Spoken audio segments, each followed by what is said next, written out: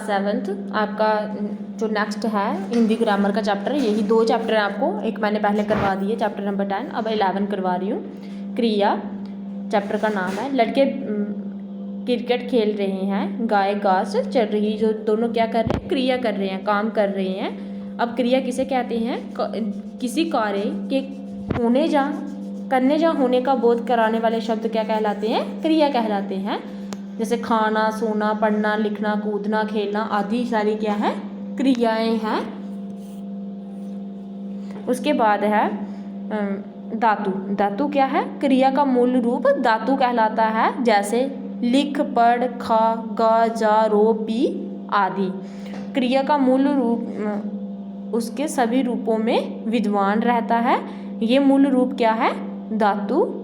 न प्रत्यय के योग्य के पश्चात क्रिया के सामान्य रूप में प्रयोग किया जाता है। न आना। अब जैसे सो प्लस ना सोना, पढ़ प्लस ना पढ़ना, खा प्लस ना खाना, लिख प्लस ना लिखना। अब ऐसे आपको बड़े सारे दिए हुए हैं, आपने करने हैं।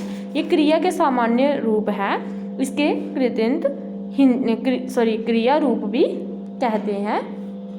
कृदंत क्रिया रूप भी कहते हैं। ऐसे क्रिया के भेद दो आधार पे किए जाते हैं। एक कर्म के आधार पे, एक रचना के आधार पे। कर्म के आधार पे क्रिया के भेद। कर्म के आधार पे क्रिया 2 प्रकार की होती है। एक सकर्मक क्रिया होती है और एक अकर्मक क्रिया होती है। उसके बाद नेक्स्ट है सकर्मक क्रिया। सबसे पहले अब एक वाक्य दिया हुआ है, माँ कहानी सुना रही है, हर भजन गेंदबाजी कर रहा है। इन दोनों वाक्यों में सुनाना और करने का प्रभाव कहानी और गेंदबाजी पर पड़ रहा है। अतः कहानी और गेंदबाजी कर्म है और सुनाना तथा करना दोनों क्या है? कर्मक क्रियाएं हैं। जिस कार्य का फल कर्म पर पड़ता है वह क्या होती है? कर्मक क्रिया कहलाती है। कर्म के आधार पर कर्मक क्रिया के 2 भेद होते हैं, अकर्मक क्रिया और दिव्यक्रम क्रिया। कर्मक क्रिया और दिव्यक्रम क्रिया। कर्मक क्रिया होती है एक कर्म क्रिया और द्विक्रम क्रिया। जिस क्रिया का एक कर्म होता है उसे हम कहते हैं एक कर्म क्रिया। जैसे अभिनव पत्र लिखता है, इस वाक्य में पत्र क्या है? कर्म है। अब द्विक्रम क्रिया कैसी होती है? जिस क्रिया के 2 कर्म होते हैं। जैसे शिक्षक ने पंकज को पाठ पढ़ाया, इस वाक्य में 2 कर्म है, जैसे पंकज तथा पाठ। उसके बाद है, ये विशेष आपने नहीं करना है। उसके बाद अकर्मक क्रिया। तितली उड़ रही है, सोहन सो रहा है। उसके बाद है, इन वाक्यों में तितली तथा सोहन करता है और उड़ना तथा सोना क्रिया का सीधा प्रभाव तितली और सोहन पर पड़ रहा है। उसके बाद है, इस प्रकार की क्रियाएं जिनका प्रभाव स्वयं कर्ता पर पड़ता है वो क्या कहलाती हैं? अकर्मक क्रिया होती हैं। जिस क्रिया का फल सीधा कर्ता पर पड़े, कर्म पर नहीं, वह अकर्मक क्रिया कहलाती है।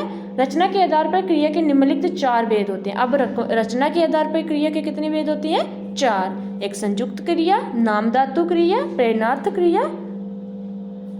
उसके बाद 3 दिए हुए हैं इधर, संयुक्त, नाम धातु क्रिया, प्रेरणार्थ क्रिया तथा पूर्वकालिक क्रिया। संयुक्त क्रिया क्या होती है?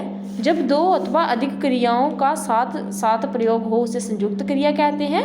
जैसे फूल खिल गया, खिल प्लस गया 2 का हो रहा है यूज, इसीलिए। नाम धातु क्रिया संज्ञा सर्वनाम अथवा विशेषण शब्दों से बनी क्रिया को नाम धातु क्रिया कहते हैं। जैसे जैसे अपने से अपनाना, 60 से सठियाना, शर्माना जो पहला दिया हुआ था। जैसे संज्ञा शब्द से बनी नाम धातु क्रियाएं। दुख दुखना, ठग ठगना, खर्च खर्चना, चक्कर चकराना, शर्म शर्माना, झूठ झूठलाना, खरीद खरीदना, बात बतियाना, जूता जुतियाना। उसके बाद है, बड़ी सारी दी हुई आपने पढ़नी है। प्रेरणार्थ क्रिया क्या होती है? जो क्रिया कर्ता द्वारा स्वयं कार्य न करके किसी अन्य को प्रेरणा देने का बोध कराए ना, उसे क्या कहते हैं? हम प्रेरणार्थ क्रिया कहते हैं। किसी अन्य को प्रेरणा देने का बोध कराए।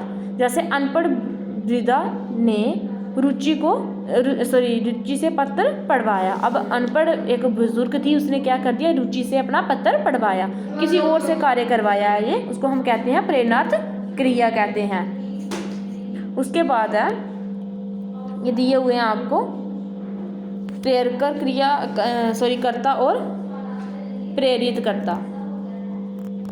नेक्स्ट है आपको प्रथम प्रेरणार्थ क्रिया और द्वितीय प्रेरणार्थ क्रिया।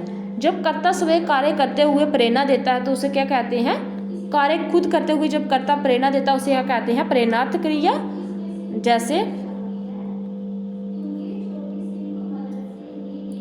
जैसे माता बच्चे को दूध पिला रही है।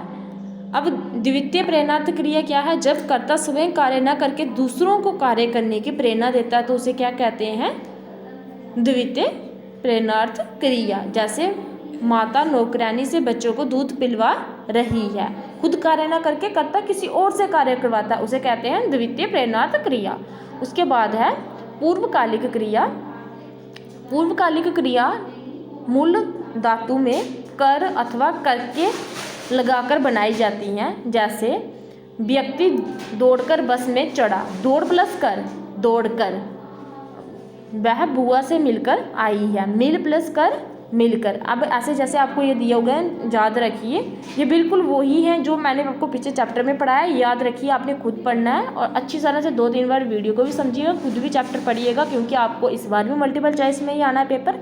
तो अच्छी तरह से देख लेना कि पिछली बार कैसे मैंने डाला हुआ था पेपर, इस बार उससे भी टफ डालूंगी, इसीलिए अच्छी तरह से निकालना, क्वेश्चन को अच्छी तरह से पढ़ना और अच्छी तरह से पेपर करने हैं आपने। इसके प्रश्न उत्तर सारे वोकैबुलरी बाद में सेंड करती हूँ नेक्स्ट वीडियो में।